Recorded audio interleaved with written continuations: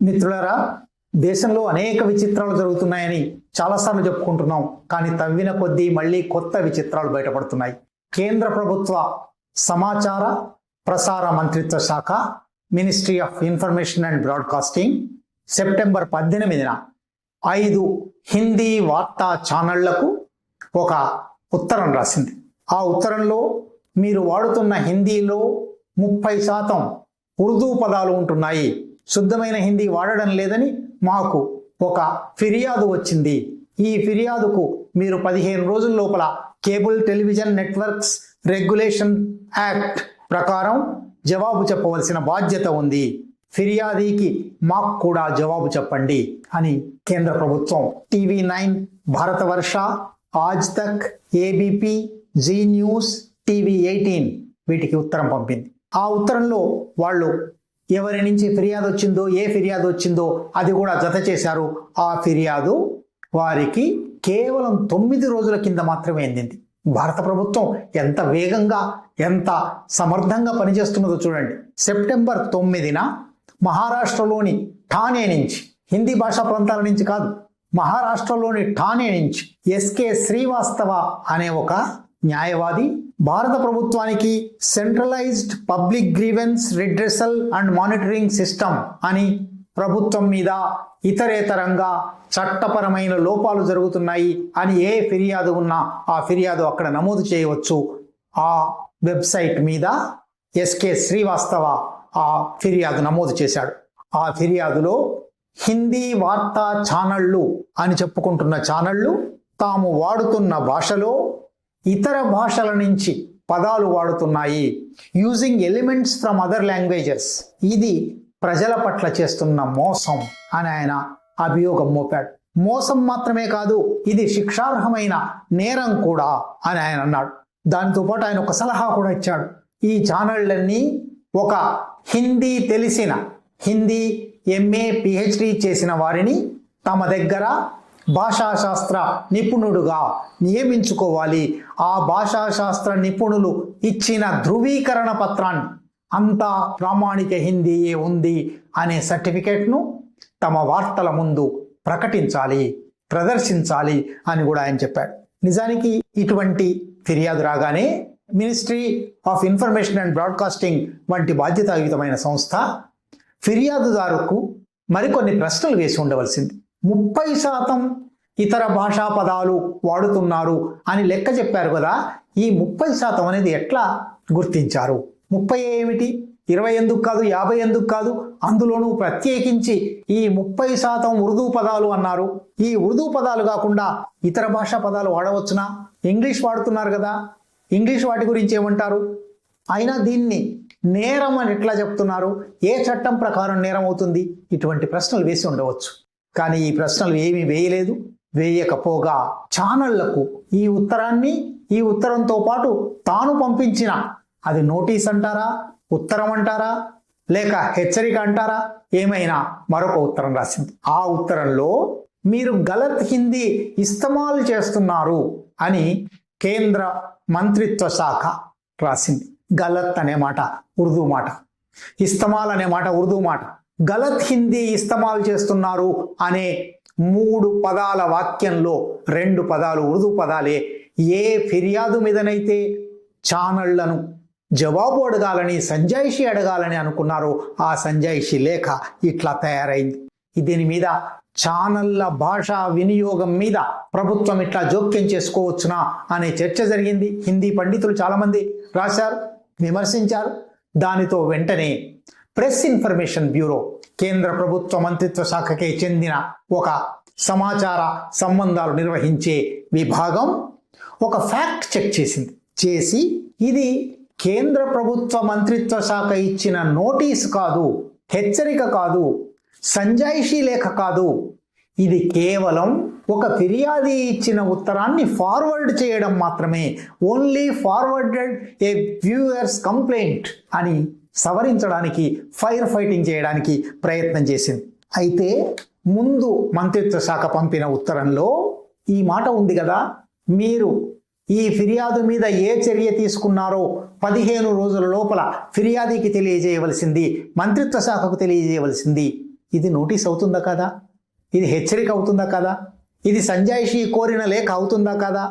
15 రోజుల లోపల మీ జవాబు చెప్పాలి అని అంటే ఖచ్చితంగా అది ఒక అధికారిక ఉత్తర్వు అవుతుందా కదా? ఇది కూడా చర్చలోకి వచ్చింది. ఇంతకీ అసలు ఈ వివాదం ఏమిటి? ఎందుకు ఒక వ్యక్తి, అది కూడా హిందీ భాషా ప్రాంతానికి చెందిన వ్యక్తి కాదు, మహారాష్ట్రకు చెందిన వ్యక్తి, మరాఠీ భాషా ప్రాంతానికి చెందిన వ్యక్తి, హిందీ వార్తా ఛానళ్లలో హిందీ వాడడం లేదు, ఉర్దూ వాడుతున్నారు అనే ఫిర్యాదు ఎందుకు చేయవలసి వచ్చింది? హిందీ ఉర్దూ వివాదానికి దాదాపు 200 సంవత్సరాల చరిత్ర ఉంది. ఉర్దూ అనేది ముస్లిం మతస్థుల భాష అని శుద్ధ హిందీవాదులు, ప్రామాణిక హిందీవాదులు, ఇప్పుడు సంఘ్ పరివార్ అని చెప్పుకుంటున్న వారు ఒక ప్రచారం చేస్తూ ఉన్నారు. ఈ ప్రచారం వల్ల ఉర్దూను వాడకూడదు, ఉర్దూ పట్ల పరాయి భాషగా, విదేశీ భాషగా, ఒక మత భాషగా ముద్ర కొట్టి దాన్ని అంగీకరించకూడదు అనే ఒక వైఖరి, ఒక వివాదం చాలా కాలంగా సాగుతున్నది. కానీ వాస్తవాల్లోకి వెళ్తే, చరిత్రలోకి వెళ్తే హిందీ ఉర్దూ రెండూ కూడా ఒకే కుదురు నుంచి పుట్టిన భాషలు. సంస్కృతం నుంచి, వైదిక వేద సంస్కృతం నుంచి కొన్ని వందల వేల సంవత్సరాల తర్వాత దోఆ ప్రాంతంలో, సింధు గంగా మధ్య ప్రాంతంలో శౌరసేని ప్రాకృతం అనే ఒక భాష పుట్టింది. ఈ శౌరసేని ప్రాకృతం 7వ శతాబ్దానికల్లా శౌరసేని అపభ్రంశం అనే పేరుతో పిలువబడింది. శౌరసేని అపభ్రంశంలో ఉన్న అనేక పదాలు, దాని వ్యాకరణం, దాని వాక్య నిర్మాణ పద్ధతి ఇవన్నీ తీసుకొని మధ్య యుగాలలో ఇస్లామిక్ పరిపాలనా కాలంలో హిందుస్థానీ అనే భాష పుట్టింది.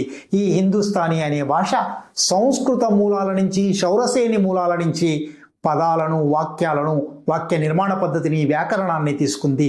అట్లాగే పర్షియన్ నుంచి కూడా పదాలను, వాక్య నిర్మాణాన్ని, వ్యాకరణాన్ని తీసుకుంది. ఈ రెండిటికి ఒక్కటే కుదురు ఉంది.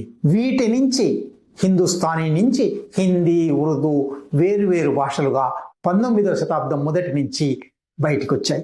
ఈ రెండిటికి ప్రధానమైన తేడా, నిజానికి దాదాపు 60%, 70% పదాలు సమానమైన పదాలు. పదాలలో తేడా లేదు, వాక్య నిర్మాణంలో తేడా లేదు, వ్యాకరణంలో తేడా లేదు. తేడా వల్ల హిందీ రాసే లిపి ఒకటి, ఉర్దూ రాసే లిపి ఒకటి. హిందీ రాసే లిపిని నాగరి అంటారు.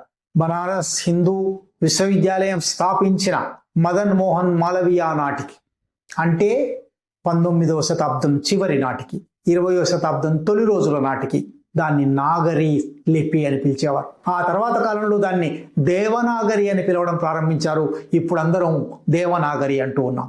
ఉర్దూకు వాడేది పెర్సో అరబిక్ స్క్రిప్ట్ అంటారు. పెర్సో అరబిక్ లిపి కుడివైపు నుంచి ఎడం వైపుకు రాసేది.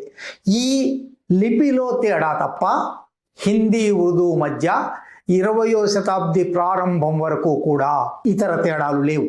హిందీ ఉర్దూ సమానంగా రచనలు చేసిన వారు ఎంతో మంది ఉన్నారు. హిందీ మాతృభాషగా కలిగి ఉర్దూలో రచనలు చేసిన వారు ఉన్నారు. ఉదాహరణకు హిందీ రచయితగా పేరు తెచ్చుకున్న ప్రేమ్చంద్ తన రచనలలో అతి ఎక్కువ ఉర్దూలోనే రాశాడు. ఈ ఉర్దూ హిందీ వివాదం అనేది సంఘ్ పరివార్ బలపడడం ప్రారంభించిన తర్వాత, హిందుత్వ బలపడడం ప్రారంభించిన తర్వాత ముస్లిం భాషగా ఉర్దూను వేరు చేసి అది వాడకూడదు, హిందీ మాత్రమే, ఇది సంస్కృతం నుంచి పుట్టిన భాష కాబట్టి సంస్కృతపు వారసురాలిగా హిందీ మాత్రమే వాడాలి అనే ఒక వాదన ప్రారంభించారు. గాంధీని హత్య చేయడానికి తన కారణాలేమిటి అని నాథూరాం గోడ్సే రాసిన ఒక పత్రంలో ఆయన అనేక ఆరోపణలతో పాటు హిందీకి ప్రాధాన్యత తగ్గించాడు, ముస్లింలను బుజ్జగించడానికి ఉర్దూకు ప్రాధాన్యత పెంచాడు, ఉర్దూకు స్థానం ఇచ్చాడు అనే మాట కూడా చేశాడు. నిజానికి అన్ని భాషలు సమానమైనవే, అన్ని భాషలు ఒకదాని నుంచి ఒకదానికి ఆదాన ప్రదానాలు చేసుకుంటాయి, కొన్ని పదాలైనా మారుతాయి. నిజానికి ఇవాళ మనం తెలుగు ఛానళ్ళు చూస్తే ఎన్నో పదాలు, ఇంగ్లీష్ పదాలు వాడుతూ ఉన్నారు. కనుక ఏ భాష అయినా ఆదాన ప్రదానాల ద్వారా అభివృద్ధి అవుతుంది. ఇంగ్లీష్ కూడా అట్లా అభివృద్ధి అయింది. ప్రపంచంలోని అన్ని భాషలు ఇతర భాషల నుంచి స్వీకరిస్తాయి, ఇతర భాషలకు ఇస్తాయి.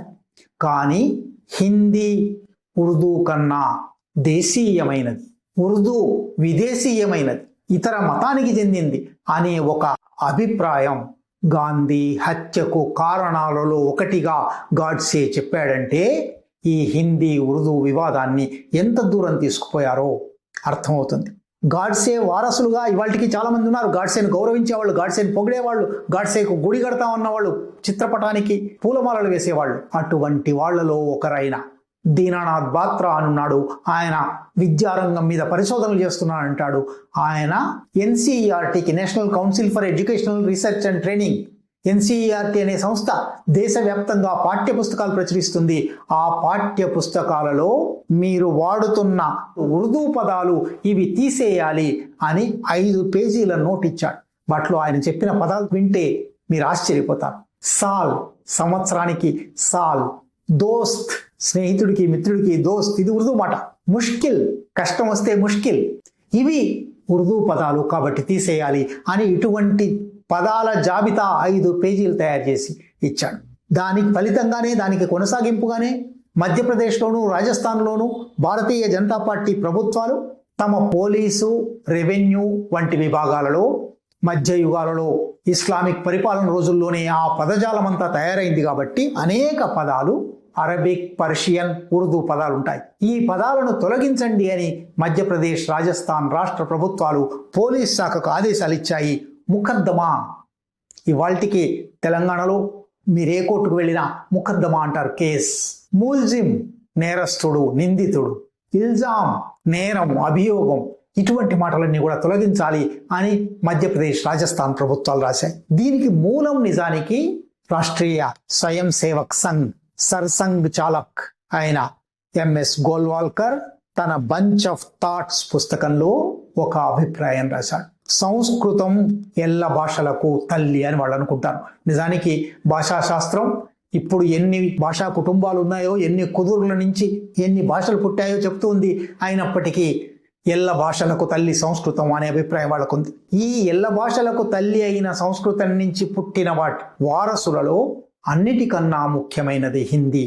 హిందీ పెద్దక్క లేదా హిందీ పెద్దన్న. హిందీ, సంస్కృతం దేశాన్ని ఏకం చేయగలుగుతుంది. ఒకవేళ సంస్కృతం లేకపోతే ఆ స్థానంలో హిందీ ఏకం చేయగలుగుతుంది.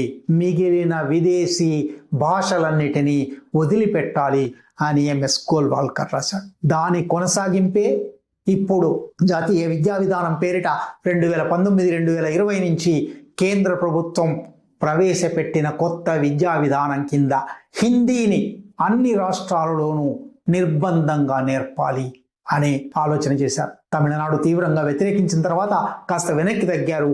కానీ హిందీ ప్రాధాన్యత, ఉర్దూను తగ్గించడం అనే ఒక వివాదం, ఇది భాషా వివాదం మాత్రమే కాదు, ఒక రాజకీయ వివాదం. ఈ రాజకీయ వివాదానికి కొనసాగింపుగానే ఇవాళ ఈ శ్రీవాస్తవ ఫిర్యాదు, ఆ ఫిర్యాదు మీద వెంటనే మంత్రిత్వ శాఖ స్పందించలేదు అని మళ్ళీ తర్వాత నాలుక కరుచుకోవడం, ఈ వివాదమంతా దేశంలో పెరిగిపోతున్న నిరంకుశత్వానికి, భాషాధిపత్యానికి ఒక సూచన.